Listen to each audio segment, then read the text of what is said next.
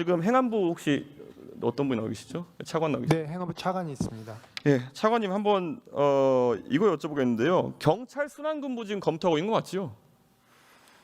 예, 경찰 내부 비리 근절을 위해서요. 네. 순환 인사제, 상피제, 그다음에 뭐 내부 수사, 내부 비리 수사대 이런 것들을 검토하고 있는 걸로 너무 알고 좋습니다. 제가 최근에 경찰의 어쨌든 이런 몇 가지 불미스러운 사건 때문에 행안부가 적극 검토한다는 건 좋은 것인데 뭐 상피제는 이해 갑니다만은 순환근무제는 솔직히 어떻게 하려고 하는지 약간 궁금해지거든요. 저도 예를 들어 경기 남부 지역에 우리 경찰관들과 이야기를 하다 보면은 어떤 직급부터 시행하려고 지금 하시는 겁니까, 명확하게?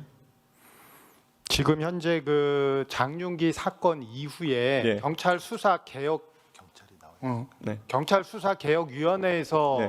검토 중에 있고요. 네. 먼저 예. 답변 주시죠, 차관님. 그 거기서 이제 공론화랑 수기 절차를 진행하고 있는 것으로 알고 있습니다. 네. 그 의원님 양해해 주신다면 예, 알겠습니다. 차장님이 더 정확하게 예, 차장님 어떻게 이해하면 될까요? 예, 경찰청장 직무대행입니다.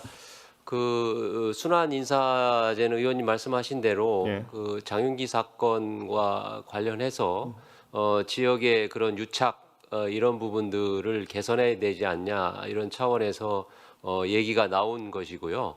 그리고 순환 인사제는 지금도 하고 있습니다. 총경급은 예, 예, 전국 그렇습니다. 단위로 이렇게 시행을 하고 있고 또 경정급은 그 시도 단위에서 이렇게 이동을 하고 있고 네. 그다음에 광역시에 있는 경찰서 간에는 또 경강급도 이렇게 이동을 하고 있는데 네. 그거를 좀 더 이렇게 보완할 방안은 없는지 이런 어디까지 지금 계획하고 계신가요? 아직 지금 그 안에 대해서는 경찰 지금보단 낮추겠다는 의지 아닙니까? 이 경찰 개혁위원회에서 그 방안도 논의하고 또 현장의 의견도 들어야 됩니다.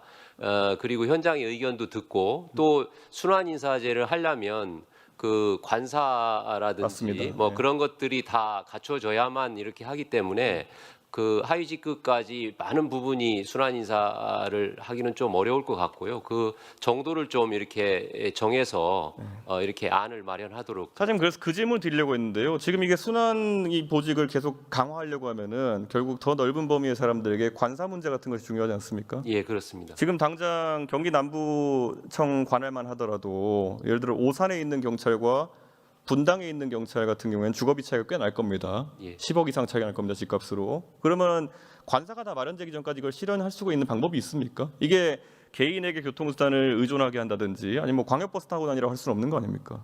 어떻게 보십니까? 예, 그렇게 개인에게 다 부담을 지울 수는 없는 문제이기 때문에 근데 뭐 제가 봤을 땐 관사 아니면 무슨 뭐 통근버스 주는 거에 답이 있습니까? 그런 관사라든지 이런 인프라가 좀 돼야만 할 수 있는 부분이라 그런 부분까지 감안해서 예. 이렇게 안을 좀 제가 그래서 이 만들도록. 현실성을 한번 짚어보고 싶은 게요. 이게 차관님 이게 예산을 아무리 확보한다 하더라도 예를 들어 분당경찰서 거기도 경부관서급일 텐데 한 100명, 200명 정도만 순환 배치를 한다 하더라도 거기 아파트 집값이 얼마입니까? 총리님 분당 집값 얼마죠? 비쌉니다. 한 15억짜리 집만 잡아도 100채를 하려고 그러면 거기 뭐 다른 뭐 관사를 지을 수 없을 테고 아파트를 임대한다 하더라도 예산에 상당한 부담될 텐데 그래서 차장님 이걸 여쭙고 싶은 게요. 진짜 국민들이 이거 대책을 세우라고 하고 싶은 건데 순환보직을 한다고 해서 해결되는 것인지 1 그리고 순환보직을 했을 때 이 예산 수반되는 걸 감당할 수 있는지 한번 실제 청 내에서 어떻게 보십니까? 예, 뭐 순환 보직만 가지고 이게 문제가 해결되리라고 생각하지는 않고요. 여러 가지가 이제 이렇게 돼야 된다고 생각을 하고 의원님 걱정하시는 바와 같이 이런 순환 보직을 하려면 여러 가지 그런 이게 지금 여건들이 있어야 된다고. 제가 굳이 오늘 이 질의를 드리는 거는 일선 경찰들에게 빨리 명확하게 전달하셔야 됩니다. 예. 이게 특히 경기 남부만 하더라도 아까 생활비 아니면은 뭐 교통비 부담이 클 것이고 두 번째로는 직급을 내리면 내릴수록 이 취약기 연령에 있는 자녀를 가진 경찰관들이 많습니다. 예, 그러면 생활의 터전을 옮긴다고 하는 것이 단순히 금액적 부담 이상일 수가 있습니다. 그렇기 때문에 이거 빨리 해야지 일선의 혼란이 좀 줄어들 것이다. 그래서 예. 오늘 이렇게 부탁드린 겁니다. 한번 예. 최대한 점검해가지고 저희가 또 자료 요청하겠습니다. 예, 그렇게 하겠습니다. 그리고 오늘 아무래도 제 앞에 의원님들도 오늘 제주도에 있었던 그런 여러 가지 일 때문에 질문이 많았을 텐데요. 한번 이거 여쭙고 있습니다. 이게 그 경찰서별로 인력 배치가 지금 사실 기준이 좀 모호하다고 저는 느껴지거든요. 제가 있는 동탄 경찰서 그쪽 이 관할이 60만 명 정도 되고 송파 경찰서 관할 60만 명 정도 됩니다. 잘 아시는 것처럼 지금 인당 담당하는 경찰관 1인당 담당하는 인구가 2배 가까이 차이 나거든요. 그러면은 이번에 제주에서 만약에 이런 일이 발생했다 했을 때 제주도 같은 경우에는 또 다른 특수성이 있지 않겠습니까? 아무래도 면적이 넓고 이러다 보니까. 그래서 제가 찾아보니까요. 제주 서부 경찰서에서 우리가 모든 경찰관을 풀어가지고 제주 서부 관할을 다 수색한다고 했을 때 인당 면적이 얼마 정도 될까요? 인당 1인이 다 흩어져서 수색한다고 했을 때요. 제주 서부 경찰서의 경찰관 한 명이 실종자 찾으려고 그러면 다 진짜 이거에만 투입했을 때 1.012 제곱킬로미터를 혼자 수색해야 됩니다. 한 건 해결하기 위해서 1.012km 제곱을요. 물론 뭐 접근할 수 없는 공간도 있고 하겠지만요. 1.012km면요. 국회 이 경내 한 3배 정도 됩니다. 그러니까 이 넓은 공간을 사실 경찰이 수색한다는 게 말이 안 되는 거고 저는 그래서 오늘 이 말씀 드리려 했던 게요. 제 앞에 동료 의원들께서 경찰 타박하고 뭐 수사권 때문에 이렇다 여러 말씀하셨겠지만요. 이거 우리가 정치권이나 아니면 정부에서 대책 없이 누구 타박하는 형태로만 끝내게 되면요. 다 부담이 일선 경찰로 가는 거 알고 계시죠, 차장님? 예. 오늘 많은 의원님들 질책해 주셨겠지만은 이게 인력 부족이라는 생각이 드십니까 안 드십니까?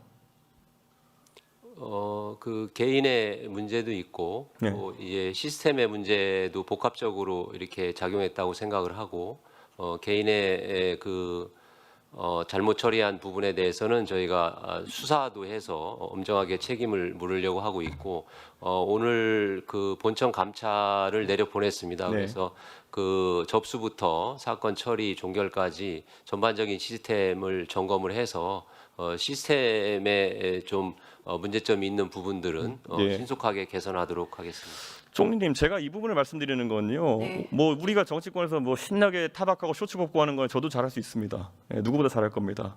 근데 그것보다 제가 봤을 때 최근에 일상 경찰관들이 가장 많이 지적했던 게 뭐냐면은 경찰 업무 과중 때문에 정작 중요한 사건을 처리하기가 너무 힘들다. 물론 수사권 조정되면서 업무가 늘어난 것도 있겠지만은 예를 들어 총리님이 봤을 때는 실종자를 처리하는 것이 우선일까요? 아니면 주치자를 처리하는 게 우선일까요? 뭐 지금의 현재 시스템에서는 주치자 먼저 처리하게 되겠죠. 그게 총리님 분석하신 게 맞습니다. 지금은 주치자가 굉장히 능동적으로 뭔가를 요구하고 하기 때문에 오히려 주치자에게 필요한 서비스라고 해야 될까요? 필요한 대응을 하지 않으면은 그 주치자가 오히려 그 경찰관에 대해 가지고 안 좋은 말 할 수 있는 구조거든요.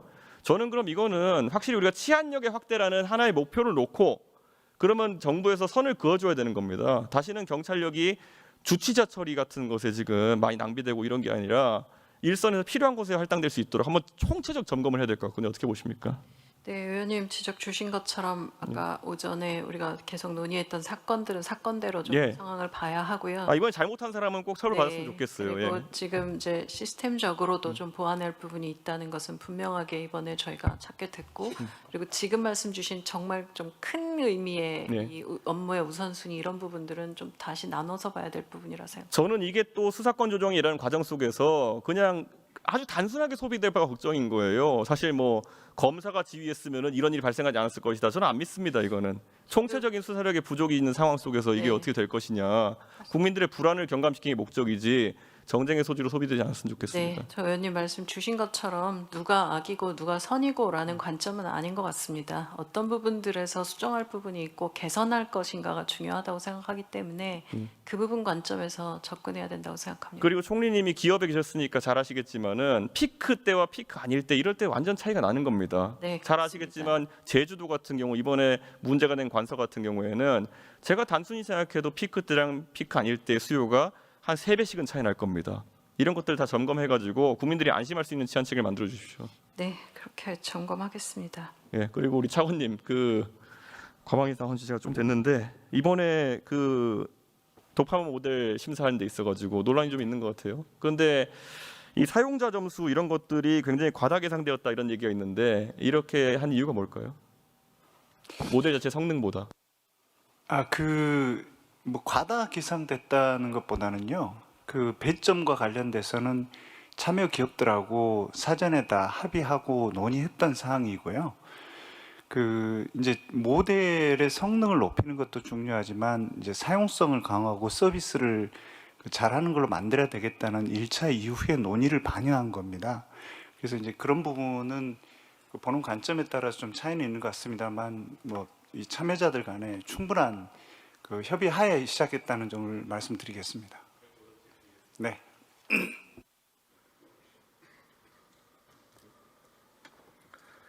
네, 이준석 의원님 수고하셨습니다. 다음으로는 오늘의 주질이 마지막 질인데요. 광주 북구갑의 더불어민주당의 정준호 의원님 질의해 주시기 바랍니다.